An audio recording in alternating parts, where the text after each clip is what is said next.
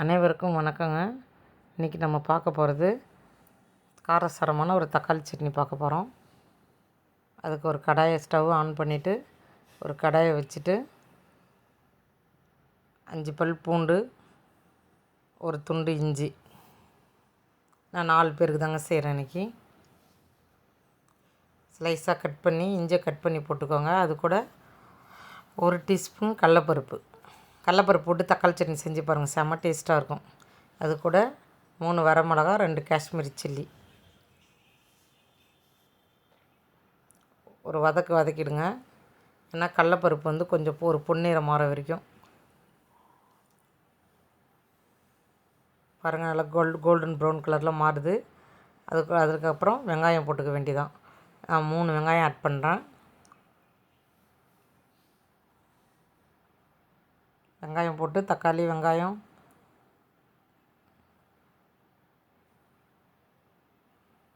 காஞ்ச மிளகா எல்லாமே போட்டு ஒரு வதக்கு. நல்லா வெங்காயம் வந்து கொஞ்சம் நிறம் மாதிரி வரணும், அந்த கண்ணாடி பாதம் சொல்லுவாங்களே, அதுக்கப்புறம் ஸ்டேஜ் வர மாதிரி வரணும். அதுக்கப்புறம் தக்காளி ஆட் பண்ணிக்கிறேன். இது என்னோடய ஸ்டைல் தக்காளி சட்னிங்க. செஞ்சு பாருங்கள், டேஸ்ட்டாக இருக்கும்.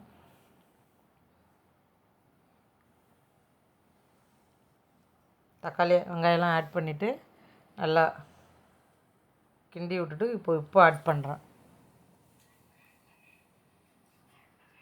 ஆட் பண்ணிவிட்டு வதக்கிடுங்க ஒன்று சேர போல். பாருங்கள், தக்காளி வெங்காயம் நல்லா வதவி வந்துடுச்சு.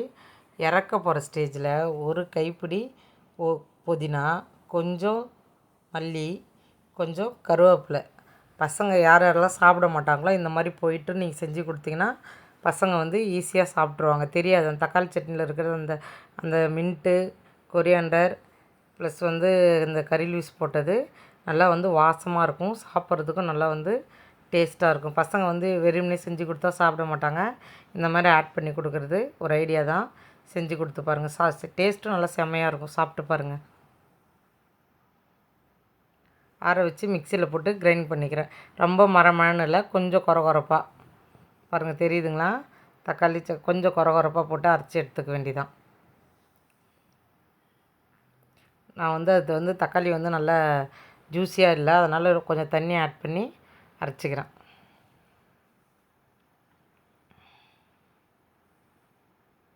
கடலப்பருப்புலாம் போட்டிருக்குல்ல, கொஞ்சம் மசிஞ்சு வரணும். அதனால்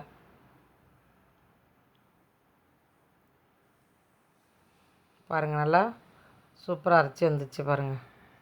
நல்லா கலர்ஃபுல்லாக இருக்குது பார்க்கவே. அது தாளிப்பு போட்டு வேணும்னா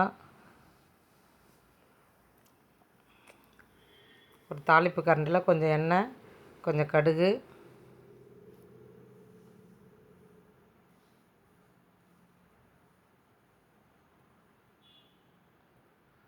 வெடித்து வந்தோடனே கருவேப்பிலை,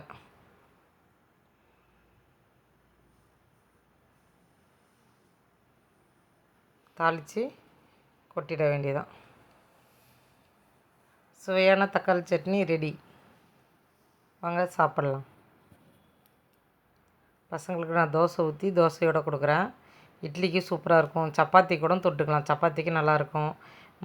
3 டிஷ்ஷுக்கு சாப்பிட்டுக்கலாம். இட்லி, தோசை, சப்பாத்தி எல்லாத்துக்குமே ரொம்ப நல்லாயிருக்கும், டேஸ்டியாக இருக்கும். ரொம்ப ஹெல்த்தியும் கூட.